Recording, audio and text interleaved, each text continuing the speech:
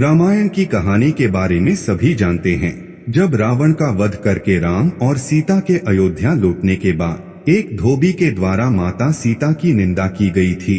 लेकिन क्या आप इस धोबी के पूर्व जन्म का वृत्तांत जानते हैं जो सीता से ही जुड़ा था? तो आइए जानते हैं इसके बारे में। मिथिला नाम की नगरी में महाराज जनक राज्य करते थे। एक बार वे यज्ञ के लिए पृथ्वी जोत रहे थे। उस समय फाल से बनी गहरी रेखा द्वारा एक कन्या का प्रादुर्भाव हुआ। रति से भी सुंदर कन्या को देखकर राजा को बड़ी प्रसन्नता हुई और उन्होंने उस कन्या का नाम सीता रख दिया। परम सुंदरी सीता एक दिन सखियों के साथ उद्यान में खेल रही थीं। वहां उन्हें एक शुक पक्षी का जोड़ा दिखाई दिया जो बड़ा मनोरम था। वे दोनों पक्षी एक पर्वत की चोटी पर बैठकर इस प्रकार बोल रहे थे, पृथ्वी पर श्री राम नाम से विख्यात एक बड़े सुंदर राजा होंगे। उनकी महारानी सीता के नाम से विख्यात होंगी। श्री राम सीता के साथ 11,000 वर्षों तक राज्य करेंगे। धन्य है वे जानकी देवी और धन्य है वे श्री राम। तोते को ऐसी बातें करते देख सीता ने यह सोचा कि ये दोनों मेरे ही जीवन की कथा कह रहे हैं, इन्हें पकड़कर सभी बातें पूछूं। ऐसा विचार कर उन्होंने अपनी सखियों से कहा, यह पक्षियों का जोड़ा सुंदर है, तुम लोग चुपके से जाकर इसे पकड़ ला। सखियां उस पर्वत पर गईं और दोनों सुंदर पक्षियों को पकड़ लाईं। सीता उन पक्षियों से बोली, तुम दोनों बड़े सुंदर हो, देखो डरना नहीं। बताओ तुम कौन हो और कहां से आए हो? राम कौन है और सीता कौन है? तुम्हें उनकी जानकारी कैसे हुई? सारी बातों को जल्दी जल्दी बताओ, भय न करो। सीता के इस प्रकार पूछने पर दोनों पक्षी सब बातें बताने लगे। देवी, वाल्मीकि नाम से विख्यात एक बहुत बड़े महर्षि हैं। हम दोनों उन्हीं के आश्रम में रहते हैं। महर्षि ने रामायण नाम का एक ग्रंथ बनाया है जो सदा मन को प्रिय जान पड़ता है। उन्होंने शिष्यों को उस रामायण का अध्ययन भी कराया है। रामायण का कलेवर बहुत बड़ा है। हम लोगों ने उसे पूरा सुना है। राम और जानकी कौन हैं? इस बात को हम बताते हैं तथा इसकी भी सूचना देते हैं कि जानकी के विषय में क्या क्या बातें होने वाली हैं। तुम ध्यान देकर सुनो। महर्षि ऋष्यशृंग के द्वारा कराए हुए पुत्रष्टि यज्ञ के प्रभाव से भगवान राम, लक्ष्मण, भरत और शत्रुघ्न ये 4 महापुरुष प्रकट होंगे। देवांगनाएं भी उनकी उत्तम कथा का गान करेंगी। श्री राम महर्षि विश्वामित्र के साथ भाई लक्ष्मण सहित हाथ में धनुष लिए मिथिला पधारेंगे। उस समय वहां वे शिव जी के धनुष को तोड़ेंगे और अत्यंत मनोहर रूप वाली सीता को अपनी पत्नी के रूप में ग्रहण करेंगे। फिर उन्हीं के साथ श्री राम अपने विशाल राज्य का पालन करेंगे। ये तथा और भी बहुत सी बातें वहां हमारे सुनने में आई हैं। सुंदरी, हमने तुम्हें सब कुछ बता दिया। अब हम जाना चाहते हैं, हमें छोड़ दो।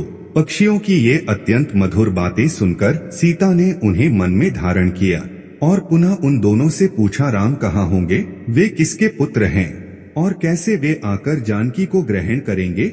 मनुष्यावतार में उनका श्री विग्रह कैसा होगा? उनके प्रश्न सुनकर शुकी मन ही मन जान गई कि ये ही सीता हैं। उन्हें पहचानकर वह सामने आ उनके चरणों पर गिर पड़ी और बोली, श्री रामचंद्र का मुख कमल की कली के समान सुंदर होगा। नेत्र बड़े बड़े तथा खिले हुए, नासिका ऊंची, पतली और मनोहारिणी होगी। भुजाएं घुटनों तक, गला शंख के समान होगा। वक्षस्थल उत्तम व चौड़ा होगा, उसमें श्रीवत्स का चिन्ह होगा। श्री राम ऐसा ही मनोहर रूप धारण करने वाले हैं। मैं उनका क्या वर्णन कर सकती हूँ? जिसके 100 मुख हैं, वह भी उनके गुणों का बखान नहीं कर सकता। फिर हमारे जैसे पक्षी की क्या बिसात है। वे जानकी देवी धन्य हैं जो शीघ्र रघुनाथ जी के साथ हजारों वर्षों तक प्रसन्नता पूर्वक विहार करेंगी। परंतु सुंदरी, तुम कौन हो? पक्षियों की बातें सुनकर सीता अपने जन्म की चर्चा करती हुई बोली, जिसे तुम लोग जानकी कह रहे हो वह जनक की पुत्री मैं ही हूँ। श्री राम जब यहाँ आकर मुझे स्वीकार करेंगे तभी मैं तुम दोनों को छोड़ूंगी। तुम इच्छानुसार खेलते हुए मेरे घर में सुख से रहो। यह सुनकर शुकी ने जानकी से कहा, साध्वी, हम वन के पक्षी हैं, हमें तुम्हारे घर में सुख नहीं मिलेगा।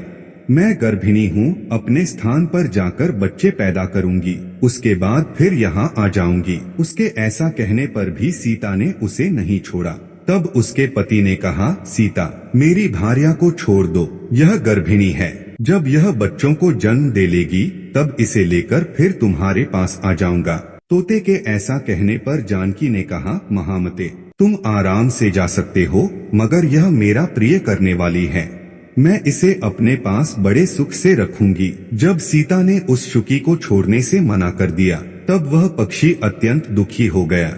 उसने करुणायुक्त वाणी में कहा, योगी लोग जो बात कहते हैं वह सत्य ही है, किसी से कुछ न कहे, मौन होकर रहे, नहीं तो उन्मत्त प्राणी अपने वचन रूपी दोष के कारण ही बंधन में पड़ता है।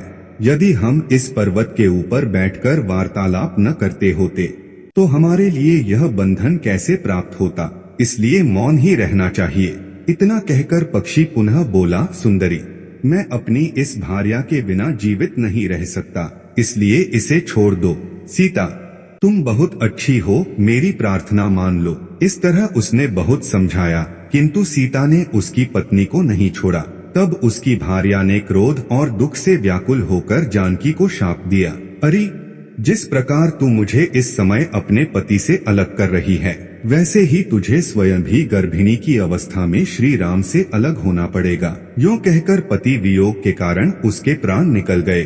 उसने श्री रामचंद्र जी का स्मरण तथा पुनः पुनः राम नाम का उच्चारण करते हुए प्राण त्याग किया था। इसलिए उसे ले जाने के लिए एक सुंदर विमान आया और वह पक्षिणी उस पर बैठकर भगवान के धाम को चली गई। भार्या की मृत्यु हो जाने पर पक्षी शोक से आतुर होकर बोला, मैं मनुष्यों से भरी श्री राम की नगरी अयोध्या में जन्म लूंगा तथा मेरे ही वाक्य से इसे पति के वियोग का भारी दुख उठाना पड़ेगा। यह कहकर वह चला गया। क्रोध और सीता जी का अपमान करने के कारण उसका धोबी की योनि में जन्म हुआ। उस धोबी के कथन से ही सीता जी निंदित हुई और उन्हें पति से वियुक्त होना पड़ा। धोबी के रूप में उत्पन्न हुए उस तोते का शाप ही सीता का पति से विछोह कराने में कारण हुआ और वे वन में गईं।